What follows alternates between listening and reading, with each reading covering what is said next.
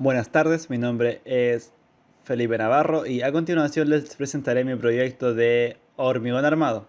El encargo consiste en construir un sistema de pórticos de hormigón armado conformado por una viga y dos columnas, tal como se indica en la figura, en base a las especificaciones técnicas del proyecto, como lo es el tipo de recubrimiento, ancho mínimo y las consideraciones especificadas por el código ACI 318. Diseño a flexión.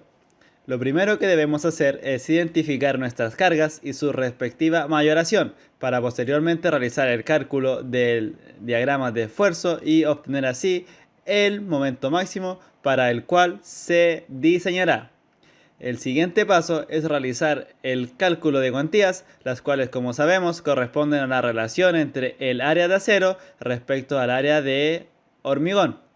Luego, para saber si nuestra viga deberá ser diseñada como simplemente reforzada, es decir, solo barras a tracción, o doblemente reforzada, es decir, con refuerzos de barra a compresión, asumiremos un diámetro de barra y una estructura simplemente reforzada. Y en el caso de esta cumplir con la resistencia, solo se corregirán las dimensiones. Por el contrario, en caso de no cumplir con la resistencia requerida, significará que la viga debe ser diseñada como doblemente reforzada.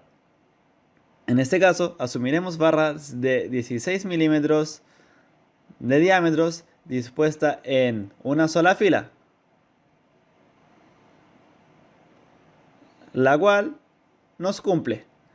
No obstante, tenemos un evidente sobredimensionamiento, para lo cual realizaremos un cambio en nuestra barra, asumiendo ahora barras de 22 milímetros dispuestas en doble fila, de tal manera de lograr reducir el sobredimensionamiento.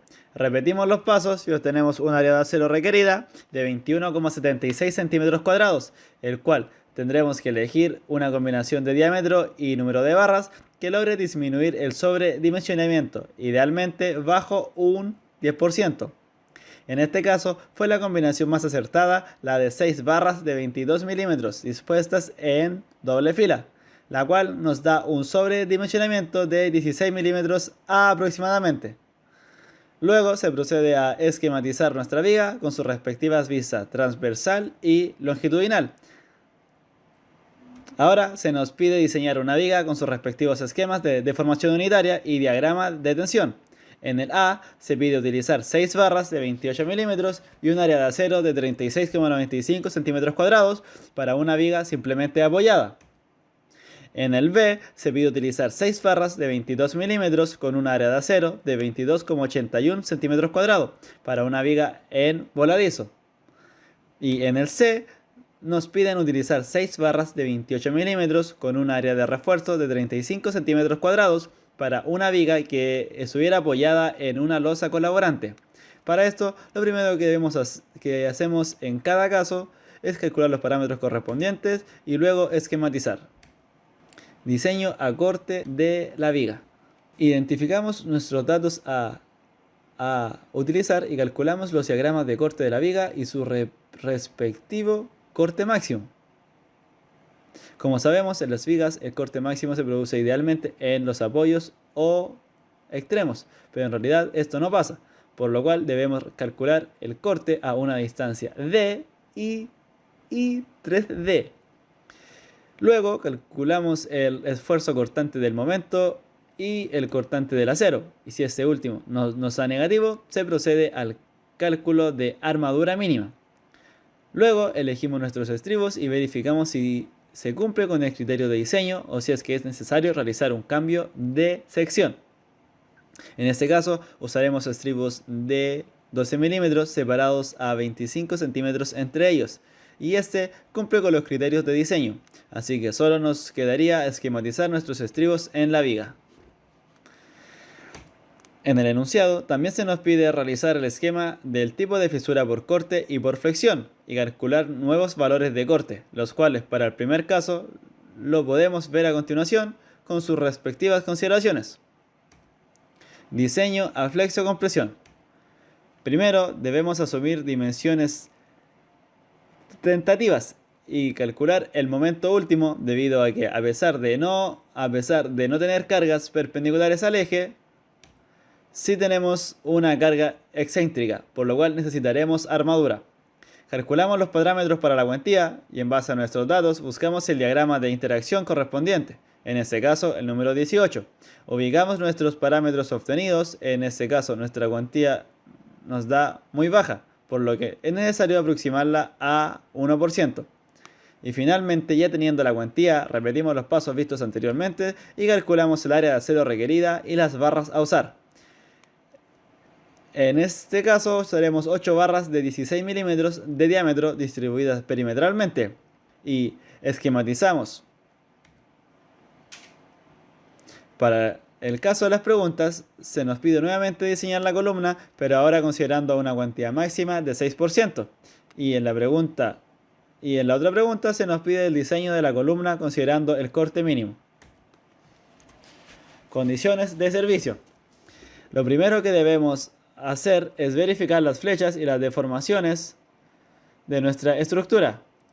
Para esto, primero se deberá calcular las flechas instantáneas, considerando además que tenemos una viga continua y cargas no mayoradas, obteniendo así que la flecha instantánea es de 0,98 centímetros aproximadamente. Luego, calculamos la flecha a largo plazo, asumiendo que la duración de la carga sostenida será de 5 o más años. Y finalmente comparamos ambas deformaciones, verificando que nuestra deformación o flecha real no supere la flecha máxima.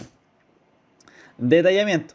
Para el caso del detallamiento de la estructura, lo que debemos hacer es ir comprobando el cumplimiento o no cumplimiento de nuestro pórtico con respecto al código ACI 318.